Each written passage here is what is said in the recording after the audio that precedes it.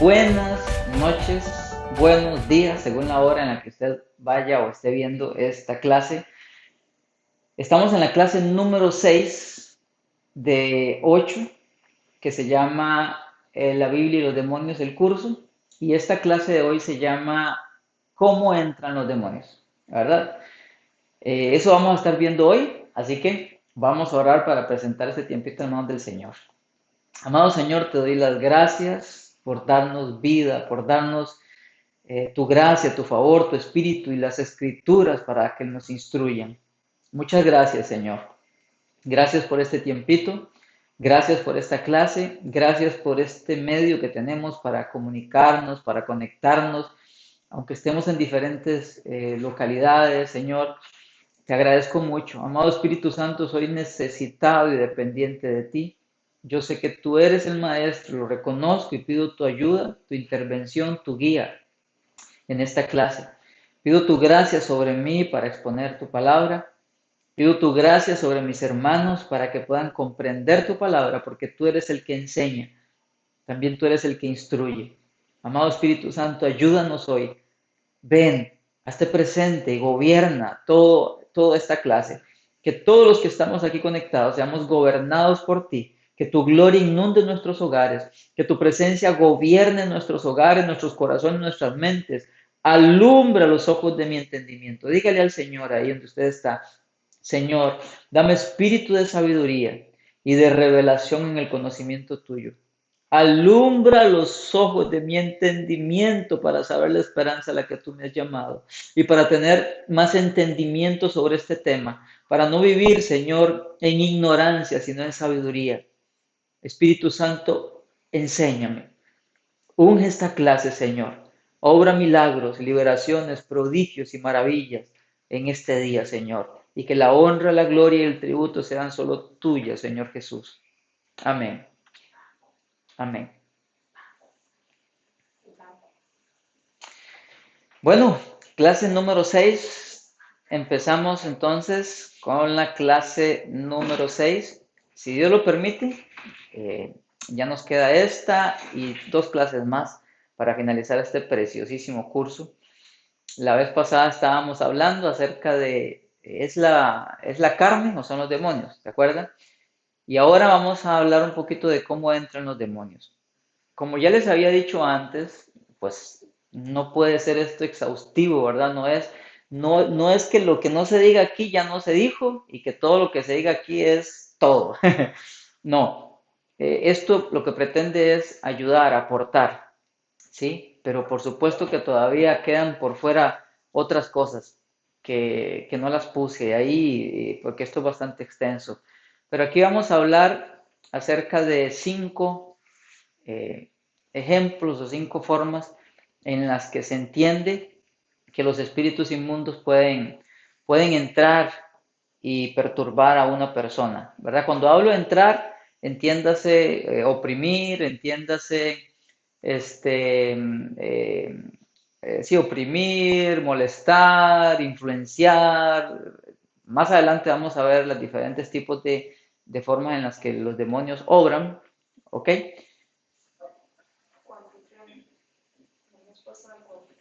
Ok, vamos a ver un momentito.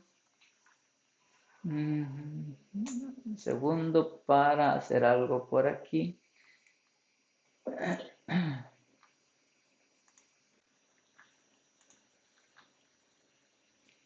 Ok, bueno, entonces, durante algún tiempo en la década de 1950, un especialista médico cristiano en Londres que tenía un conocimiento inusual en varias áreas de la experiencia espiritual, él hizo un comentario. El diablo escoge el momento más débil y el lugar más débil. Eso quiere decir, ¿recuerdan aquel famoso pasaje que casi que lo mencionamos en todas las clases acerca de que el diablo anda como león rugiente buscando a quien devorar? Bueno, pues ese que anda buscando es que él anda acechando, anda viendo, tiene un ejército de demonios, como ya lo habíamos visto antes, que trabajan para él, que trabajan bajo su autoridad y ellos se encargan de andar asediando, analizando, observando, y créame, pues es muy difícil que en ese momento en el que usted está en la gloria de Dios, en la iglesia, adorando, en un mover muy fuerte del Espíritu Santo, cuando usted está bien fortalecido, es muy difícil que sea perturbado por este individuo, por este ser, ¿verdad? Él va a buscar el momento de debilidad. Y la analogía es, como hablábamos la vez pasada, cuando usted ve algún documental de un león cazando, él va a buscar a los recién nacidos, va a buscar a los que corren más lento, va a buscar a ver si hay algún enfermo, y a ese es el que va a cazar. Entonces, recuerda, el diablo escoge el momento más débil y el lugar más débil. Al Señor Jesús, durante los 40 días en ayuno, cuando tenía hambre, dice Lucas 4, cuando él tenía hambre, imagínense 40 días sin comer, sin beber, cuando tenía hambre, cuando él tuvo hambre, fue cuando Satanás vio que era el mejor momento para entrar en acción y para tentarlo. No lo hizo al principio, cuando dice la Biblia que fue en el poder del Espíritu, fue lleno del Espíritu y entró en el desierto. Al principio no le iba a molestar. Él lo hace cuando ve que estamos débiles, frágiles. Hay que tomar en cuenta eso. ¿Y por qué hago énfasis en esto, mis hermanos? Porque a veces nosotros somos tan ignorantes de las maquinaciones del diablo que a veces cuando estamos pasando un momento de dificultad, empiezan a venir pensamientos que antes no venían. Pensamientos de terminar, por ejemplo, con algún proyecto que usted está haciendo, de terminar con una relación, de mandar a volar un trabajo, de mandar a volar una amistad, inclusive de acabar con la vida. Eso viene en los momentos de dificultad. Y a veces, como le dije, somos tan ignorantes que no discernimos que es que el diablo se está aprovechando en ese momento donde tenemos las armas de defensa bajas para atacarlo, para atacarnos. Y tenemos que tener este entendimiento, ¿sí? No sé si usted está pasando un momento de dificultad hoy o en estos días, pero es muy probable que el enemigo aproveche eso. Téngalo presente. No tome decisiones en un momento de dificultad, por favor. A veces somos tan dados a renunciar a una iglesia donde nos congregamos, a renunciar a un trabajo, a renunciar a una persona o a renunciar a la vida misma cuando estamos en un momento de dificultad. No es el momento de tomar decisiones. No es el momento de tomar decisiones. Así que tengamos eso presente, por favor, ¿ok? Entonces, se describirán ejemplos de momentos o lugares de debilidad a través de los cuales los demonios habitualmente ganan acceso a las personalidades humanas. ¿Ok? Número uno, un pasado de familia en el ocultismo o falsas religiones. Si usted es tan amable y me puede acompañar a Éxodo, bueno, ahí viene el documento, Éxodo 20 del 3 al 5. Vea lo que dice. No tendrás dioses ajenos delante de mí.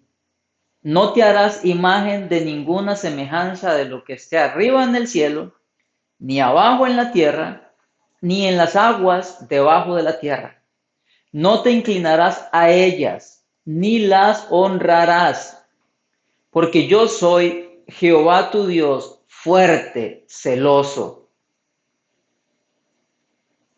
que visito la maldad de los padres sobre los hijos hasta la tercera y cuarta generación de los que me aborrecen. ¿Ok? Vea primera de Samuel 16:14. Primera de Samuel 16:14. Vea lo que dice.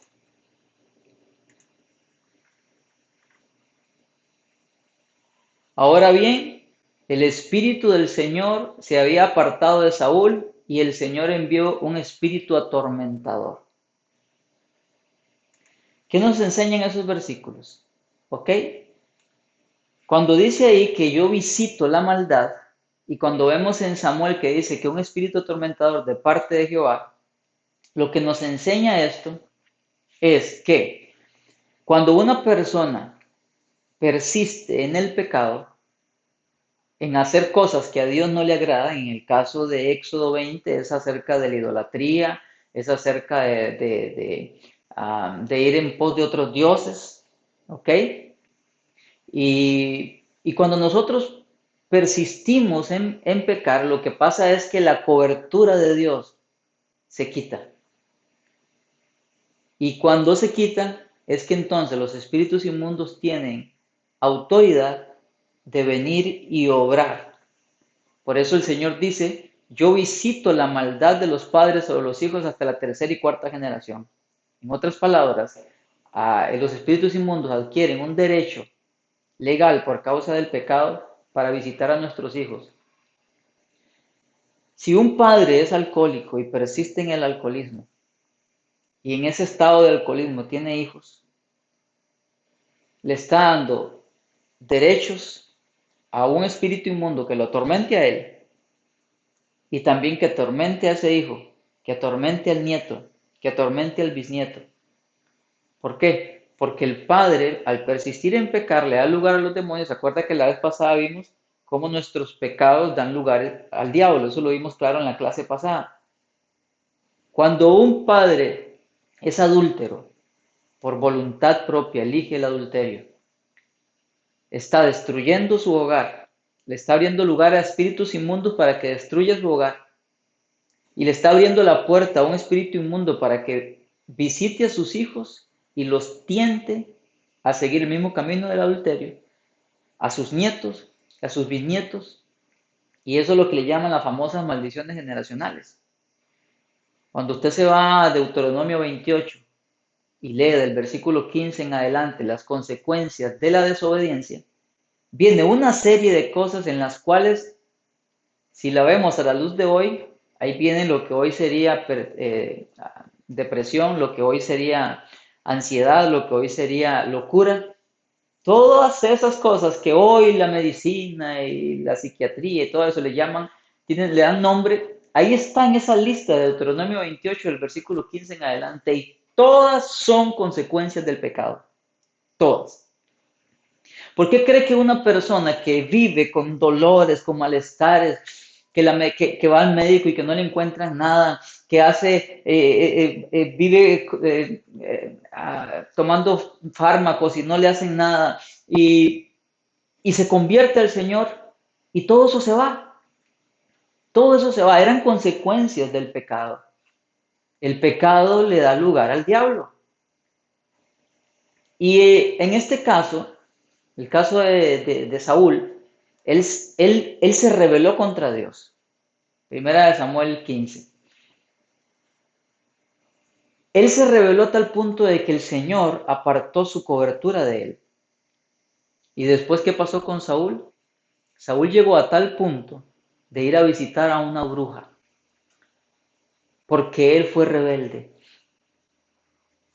Entonces, la palabra de Dios nos dice, es que el Señor nos advierte sobre las consecuencias malignas cuando las personas se ven involucradas en la idolatría o en la falsa religión. Usted verá un hogar de idolatría, usted verá que sus hijos luego también se meten en la idolatría, los nietos, y ahí va. Y ahí hay espíritus inmundos que operan y perturban a las generaciones. Repito, porque Dios retrae, quita esa cobertura y los abandona el pecado. Romanos 1 habla de eso. Dios advierte contra todas las formas de idolatría u otro tipo de involucramiento con falsos dioses. Las malas consecuencias de esos pecados concretos pueden extenderse a 4 generaciones. Haciendo una cuenta atrás, hasta 4 generaciones nos da 4 niveles de ancestros. Por ejemplo, tenemos a un hombre que se llama Juancito Choncán. Luego ese tiene a su papá y a su mamá. Ahí vienen 2 personas, ¿cierto? Bueno, su papá tiene al papá y a la mamá, que serían los abuelos de Juancito. Ya ahí hay tres. Abuelo, abuela y papá. Luego tenemos a la mamá. Tenemos al papá y a la mamá de la mamá, o sea, al abuelito y a la abuelita materna. Ya ahí tenemos a tres y tres, seis ancestros. Luego, cada abuelito tiene su papá y su mamá. Y eso se va multiplicando a tal punto de que son 30 personas las que están involucradas atrás de mí. Oiga, 30 personas. Por el lado de la mamá y por el lado del papá tenemos a 30 personas que cuando alguno de ellos, y es muy seguro de que alguno de ellos abrió la puerta al pecado, ahí le abrió lugar a los demonios. Por eso es que usted ve los hogares y que hay adulterio y que hay alcoholismo y que hay homosexualidad y que hay perversión sexual y que hay amor al dinero y que hay idolatría, porque alguno de ellos, pero usted ve hogares cristianos, es impresionante, pero cristianos de verdad, consagrados, que los padres hayan sido cristianos, ojalá ministros, los abuelos hayan sido cristianos, ojalá ministros. Usted ve hogares donde es otra cosa, no hay perfección, pero es otra cosa, es otro ambiente. Todos los hijos se casan, todos los hijos con buenos matrimonios, todos los hijos no hay esa ruina horrible, no hay esa idolatría, no hay alcoholismo, es impresionante. Nosotros fuimos a Almolonga sí, en un momento, hace como 2 años o tres, y nos contaba el pastor principal de ese lugar de toda la transformación que Dios trajo ahí. Todo un pueblo fue alcanzado por Dios, empezando por este hombre que era un hombre alcohólico, tenía una vida horrible. Él se encuentra con el Señor lo transforma, el Señor lo llama a que le sirva y él comienza a evangelizar al pueblo. Dios comienza a hacer milagros a través de él. La gente lo primero lo perseguía, quería hasta acabar con él, pero luego Dios comienza, porque era un pueblo muy de esa religión, ¿verdad? Tradicional que usted ya conoce, pero cuando Dios comienza a hacer milagros, sanidades y prodigios a través de él, la gente empieza a convertirse. Y empezaron a convertirse y hubo un avivamiento en ese pueblo. Todo el pueblo se rindió a los pies del Señor. A tal grado de que desapareció el alcoholismo. Para la siguiente generación ya no había alcoholismo, ya no había delincuencia. Las cárceles se volvieron bodegas porque no había a quien encerrar. Porque la gente empezó a tener temor de Dios. Dios comenzó a prosperar ese pueblo. Ellos empezaron a cultivar. Dios empezó a bendecir los cultivos. Y si usted viera los frutos que se dan ahí, todos los tubérculos, las verduras, todo lo que ahí se da, es impresionante. Y el pueblo empezó a prosperar y a prosperar todo porque se rindieron a los pies del Señor Jesús. Y es impresionante cuando usted escucha de boca de ese Señor el testimonio de lo que ahí pasó. ¿Por qué? Porque y lo dice Segunda de Crónicas, cuando mi pueblo, el cual es mi nombre es confesado, se vuelve a mí, se arrepiente, se aparta de sus malos caminos, yo oiré. Y hermanos, eso que pasa a nivel de un pueblo pasa a nivel de una persona.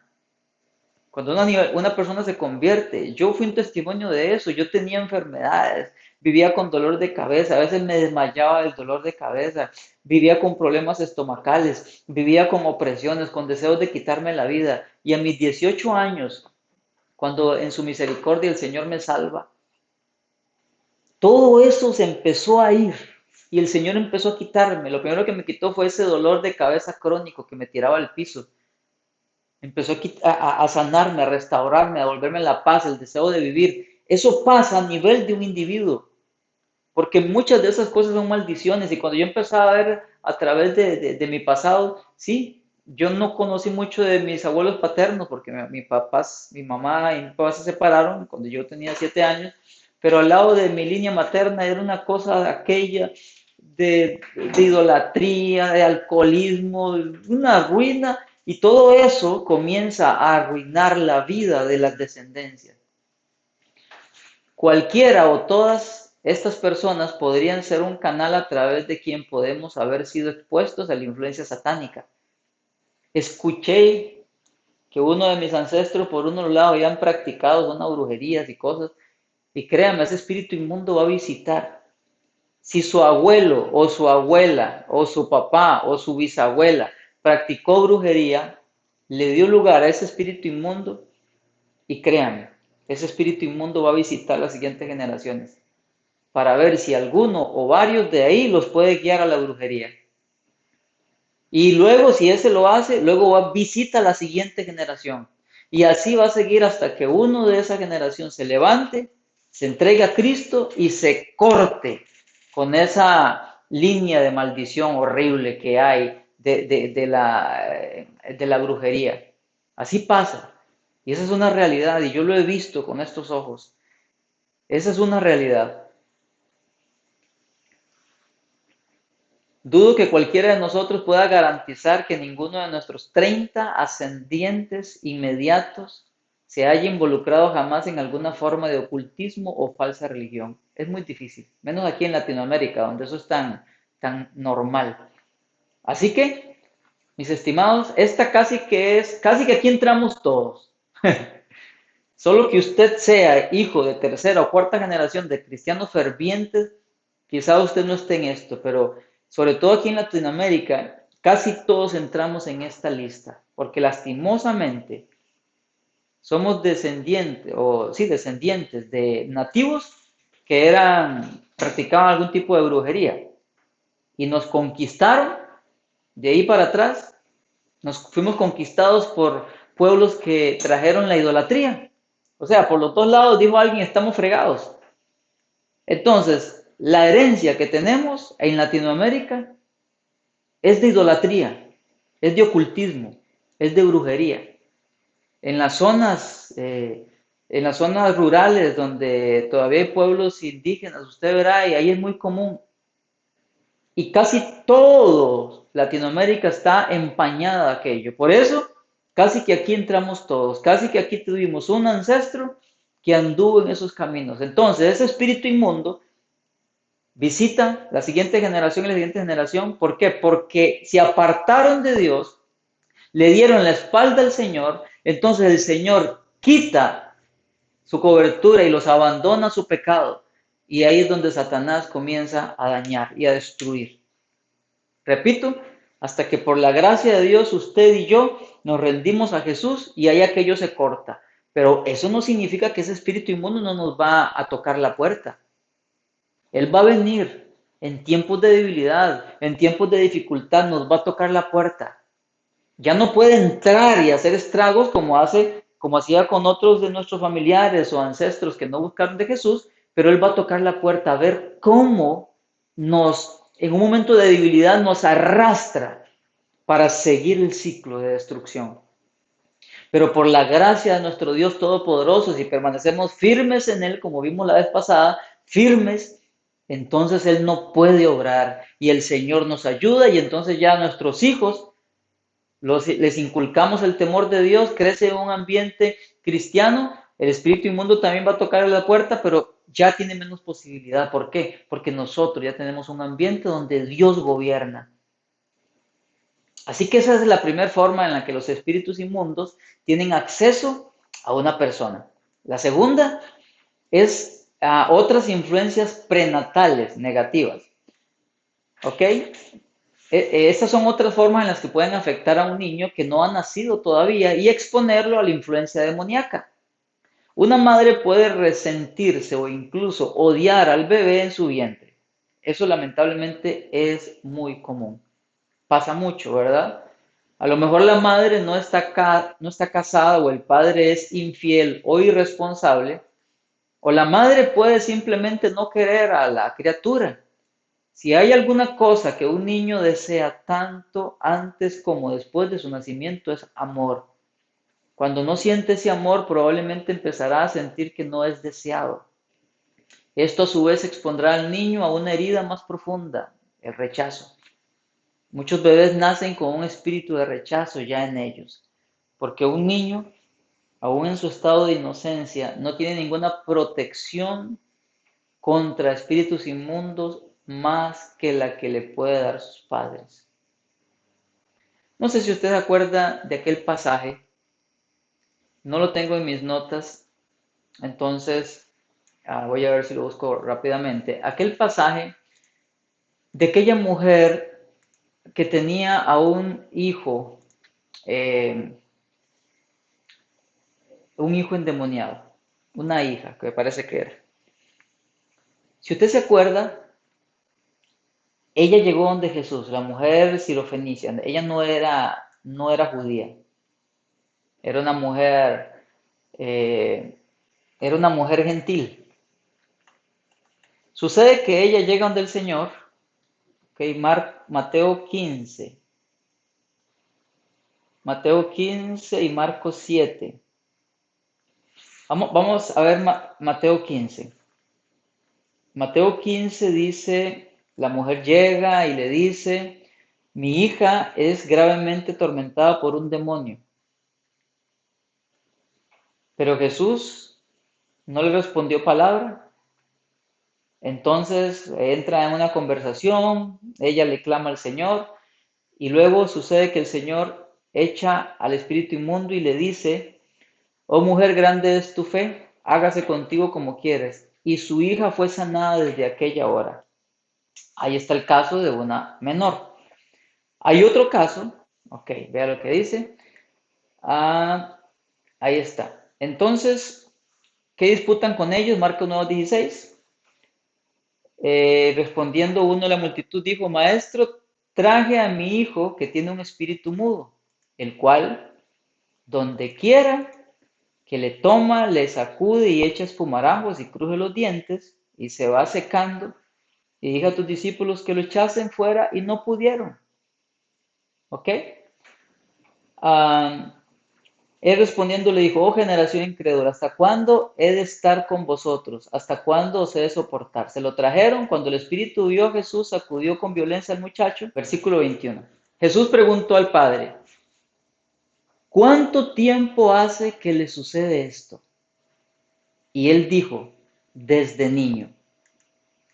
Desde niño. Hay una clave muy importante, porque sucede que esa palabra que se traduce ahí por niño, habla de una edad muy pequeña. Según nos dice la palabra griega que se usa ahí, habla de la infancia, habla de un periodo muy pequeño, desde que era un pequeñito, ¿ok? Desde que era alguien muy pequeño, muy niño.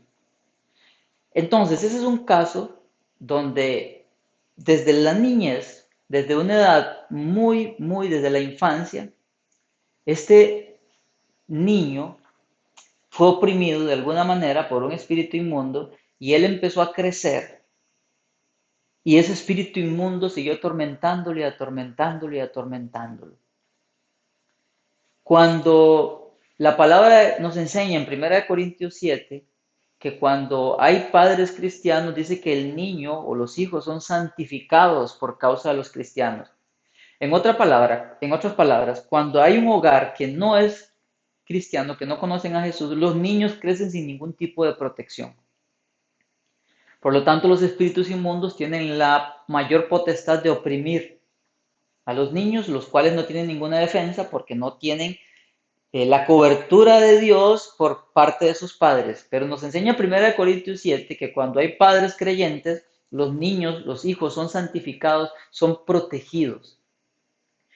Cuando hay padres creyentes, la función de los padres es ser como atalaya, como vigilantes, como centinelas de esos que protegían las ciudades. Ellos tienen que estar orando por los hijos, ellos tienen que estar enseñándole la palabra y de esa manera hay una protección sobre esos niños. Pero cuando eso no es así, y en este caso que estamos leyendo, cuando tenemos que los hijos son rechazados aún desde que están en el vientre, automáticamente se le abre una puerta para que los espíritus inmundos a esos niños que deben de ser amados, que son herencia de Jehová, que son dados por Dios para que los niños los eduquen. Deuteronomio capítulo 6, enséñales a tus hijos a levantarse, al acostarse y por el camino, enséñales acerca de Dios. Cuando los padres no hacen eso, dejan a los niños expuestos a que los espíritus inmundos los opriman. y los atormenten. ¿Cuántos casos he escuchado yo de niños que no pueden dormir porque sienten que algo les llega? Cuando usted comienza a darse cuenta de qué fue lo que pasó, fue porque los padres no estuvieron atentos de lo que veían, se pusieron a ver algo que tenía que ver con ocultismo, aunque sea en forma de caricatura. Entonces un espíritu inmundo llega, como ellos no tienen esa protección, porque los padres no velaron por su protección, llegan a atormentarlos y los niños, siendo tan sensibles, son oprimidos por demonios. Otros llegan a otros casos donde los espíritus inmundos empiezan a oprimirlos a los grados de que los dominan.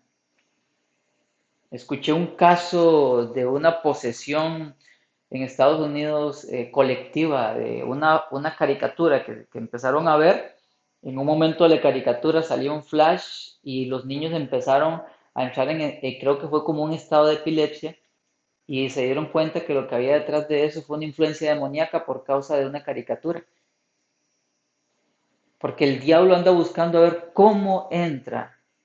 Y ahora, cuando son los padres los que no cumplen su trabajo y comienzan a odiarlos, a maltratarlos, a exponerlos, ahí le están dando el trabajo más, le están facilitando el trabajo a los espíritus inmundos. Aquí tenemos un testimonio en este punto. Dice, es un testimonio de Eric Prince, el autor de uno de los dos libros que estoy utilizando para el capítulo 5 y la clase 5 y la clase 6. La esposa de ella, una esposa, Ruth, él tuvo una esposa, falleció y a los años se volvió a casar, ¿verdad? Entonces este es el caso de una de las esposas.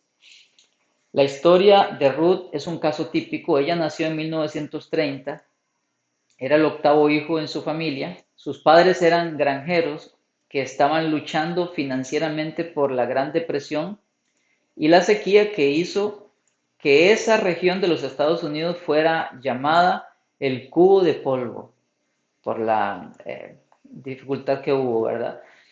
A la edad de 40 años, Ruth fue salva y bautizada en el Espíritu Santo y bautizada en agua. Ya se encontraba en el servicio del Señor cuando nos casamos, dice el autor, en 1978, pero tenía una continua batalla con el rechazo hasta que el demonio fue identificado y expulsado. Incluso hoy en día tiene que estar en guardia, no vaya a ser que él mismo la asalte en un momento de debilidad. El caso de ella, que es la esposa de este autor del libro, dice que por causa de ese rechazo, por causa de esa falta de amor y esa dificultad que pasó en su niñez, hubo un espíritu inmundo que la oprimía, y ya grande, adulta y aún cristiana, era oprimida. ¿Se acuerdan el testimonio que le conté la vez pasada? Cómo yo tenía algo parecido a eso. Hasta que llega el momento y llega la libertad. Pero aún uno no puede bajar la guardia porque los espíritus inmundos buscan a ver en qué momento vuelven. Porque para los desgraciados esos, nosotros somos sus casas. Y vuelven de tiempo en tiempo a ver qué pueden, a ver si encuentran un momento de debilidad para volvernos a oprimir. Ok, tenemos segundo caso. Tercer caso en el que los espíritus inmundos pueden entrar y oprimir: presiones al principio de la niñez. Vea que gran parte de las formas en las que los espíritus inmundos vienen es en la niñez. ¿Por qué? Porque no tenemos protección, porque en la niñez nosotros estamos bajo la tutela de los padres y son ellos los que tienen que protegernos. Pero cuando nuestros padres no son creyentes, cuando ni ellos mismos tenían conocimiento de la palabra, cuando ni ellos mismos tenían temor de Dios o no conocían de Dios y no sabían nada de Dios, ¿cómo van a proteger a sus hijos? Y es ahí donde los demonios se aprovechan. Por eso, si ustedes son padres, cuiden a sus hijos, enséñenles la palabra, oren con ellos, enséñenles a adorar a Dios, lean en la Biblia, infúndanle, enséñenles a temer a Dios. Y necesito leer este texto, que no lo tengo en mis notas, pero que es demasiado importante porque siento esta carga para todos los padres que están aquí o van a ver este video. Un versículo hermoso que está en Deuteronomio.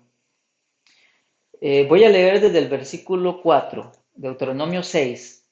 del versículo 4, voy a leer, Deuteronomio capítulo 6, versículo 4. Escucha Israel, el Señor es nuestro Dios, solamente el Señor. Ama al Señor tu Dios con todo tu corazón, con toda tu alma y con todas tus fuerzas. Debes comprometerte con todo tu ser a cumplir cada uno de estos mandatos que hoy te entrego. Ahora ve al versículo 7. Repíteselos a tus hijos una y otra vez. Habla de ellos en tus conversaciones cuando estés en tu casa y cuando vayas por el camino, cuando te acuestes y cuando te levantas. Átalos a tus manos y llévalos sobre la frente como un recordatorio. Escríbelos en los marcos de la entrada de tu casa y sobre las puertas de la ciudad. ¿Qué le parece? Y esta lista comienza desde del versículo 7. Repíteselos a tus hijos. Repítelos a tus hijos una y otra vez. Esa es, si ya usted crió a sus hijos y quizás no hizo bien su labor, bueno, no se sienta mal, ¿verdad? Ya pasó, ya usted no puede hacer nada por eso. Pero si usted ahorita, si es abuela, abuelo, si tiene hijos pequeños que todavía son influenciables, hermanos, tengan en cuenta esto, porque la protección de un niño son sus padres. Ellos son los que tienen que infundirles el temor de Dios. Yo sé y es bueno que muchos se preocupan, ¿verdad? Porque tengan dinero, porque tengan una buena educación y eso es bueno, pero lamentablemente se preocupan tanto por eso que descuidan lo más importante, porque usted le puede dar lo mejor a sus hijos y darle la mejor educación, que no le falte nada económicamente, que estudien en los mejores colegios, universidades, que sean bilingües, trilingües, que tengan carro, herencia, que tengan casas, le podrá dar todo eso. Pero si usted no le enseñan a temer y amar a Dios cuando crezcan, ¿de qué le sirve que ganen el mundo entero y pierdan sus almas? Y nadie puede influenciar más a un hijo que su padre, que su madre, y también los abuelos, ¿verdad? Entonces, vea usted cómo el momento de mayor vulnerabilidad, no el único, porque ya adulto, pues también, obviamente, si uno peca, también uno es influenciado por espíritus inmundos, pero el momento de mayor vulnerabilidad de un ser humano es en su niñez. Y en este punto 3 dice, en Santiago 3:16 se nos advierte, porque donde hay celos y contenciones, allí hay perturbación y toda obra perversa. Santiago 3:16.